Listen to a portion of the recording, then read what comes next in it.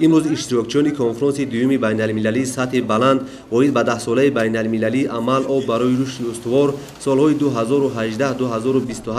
که در جمهوری تاجیکستان قرار داشتند از نیروگاه برق آبی راغون دیدن کردند. نخست هیئت مهمانان را در درآمدگاه شهر راغون نمایندگان مقامات اجرایی حکومت دولتی شهر راغون با صمیمیت خاصه پیشواز گرفتند. همچنین گوشه نمایش هنرهای مردمی، انواع و خوراک‌های ملی و رقص و سرودهای دلنشین تشکیل گردیده خاطر هیئت اشتراکداران و مهمانان را بالیده ساخت. مهمانان که از محصولات‌های آماده نموده از جمله میوه‌های خوش‌طعم و لذیذ اینچنین محصولات‌های نانی استعمال می‌نمودند و طعم و لذت آن بهای بلند دادند. سپس هیئت مهمانان از قطعه ساختمان، سربند نیروگاه برق آبی راغون، تالار ماشین‌ها و دیگر موضع‌ها دیدن کرده ساختمان انشاءات عظیم هیدروانرژتیکی را که آن قوه برق از جهت اکولوژی تازه استحصال می‌نمایند بیشتر توجه کردند.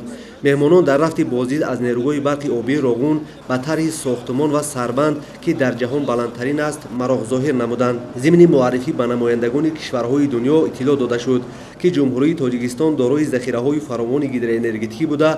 حالا ساختمان نیروگاه برق آبی راغون با اقتدار 3600 مگاوات جریان دارد. حالا در جمهوری تاجیکستان 98% قوه برق توسط نیروگاه‌های برقی آبی استحصال کرده می‌شود که در جهان جای نمایان را اشغال می‌نماید. این یکی از هدف‌های حکومت جمهوری تاجیکستان در سمت پورا تطبیق نمودن انرژی سبز و سهم گذاشتن در مطابق سازی به تغییریابی اقلیم به شمار می‌رود.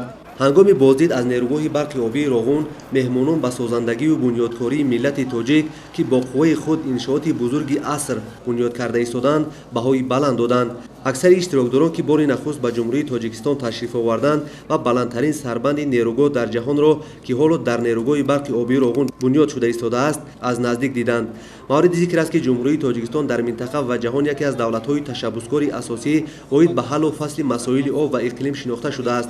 4 پیشنهاد جانب جمهوری تاجیکستان با پشتیبانی اکثر دولت‌های سیاره از جانب سازمان ملل متحد پذیرفته شده جهت حل و فصل آب در سطح‌های محلی، ملی، منطقوی و جهانی تکان جدی بخشید.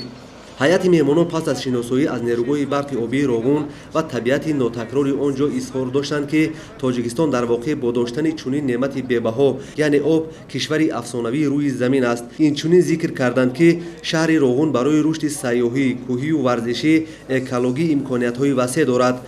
نیروگاه برق آبی راغون منبع تولید کننده برق از جهت اکولوژی تازه یعنی انرژی سبز محسوب می‌یابد. امروزها کارهای ساختمانی در این انشاءات استراتژی با عزم و اراده شکست ناپذیر متخصصان و جلب تکنیک و مکانیزم ضروری با سطح و صفت بلند اجرا می‌شوند.